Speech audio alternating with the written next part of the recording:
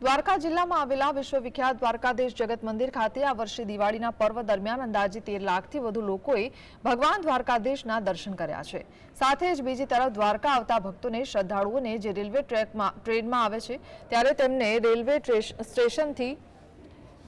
દ્વારકા શહેરમાં આવવા માટે રિક્ષા ટેક્સીનું ભાડું વધુ ચૂકવવું પડતું હોય છે। તેવી વાત જ્યારે તંત્ર સામે આવતા તંત્ર દ્વારા ટૂંક સમયમાં જ એક એસી બસની વ્યવસ્થા કરવામાં આવશે, જેથી દ્વારકાધીશ મંદિરે આવતા લોકોને કોઈ અગવડતા ન અનુભવવી પડે।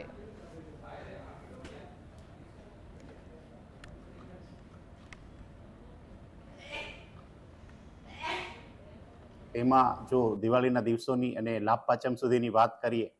તો લગભગ 13 લાખથી વધારે યાત્રાળુઓએ દર્શન કર્યા છે। એક દિવસે બેસતા વર્ષના દિવસે ભાઈ બીજના દિવસે લગભગ 1,25,000 કરતા વધારે યાત્રાળુઓએ દર્શન કર્યા છે કે બેટ દ્વારકામાં પણ કોઈ પણ યાત્રાળુઓને મુશ્કેલ ના પડે। આ ઉપરાંત હજી જે બેટ દ્વારકાના કેટલાક પ્રશ્નો છે, પાર્કિંગ બાબતના હોય કે પાણી બાબતના હોય, તે પણ અલગ અલગ ડિપાર્ટમેન્ટ સાથે આયોજન કરી અને એક એવી વિચારણા કરી છે કે જ્યાં બેટ દ્વારકામાં યાત્રાળુઓને પણ લાંબુ વેઇટિંગ ન કરવું પડે અને સરસ રીતે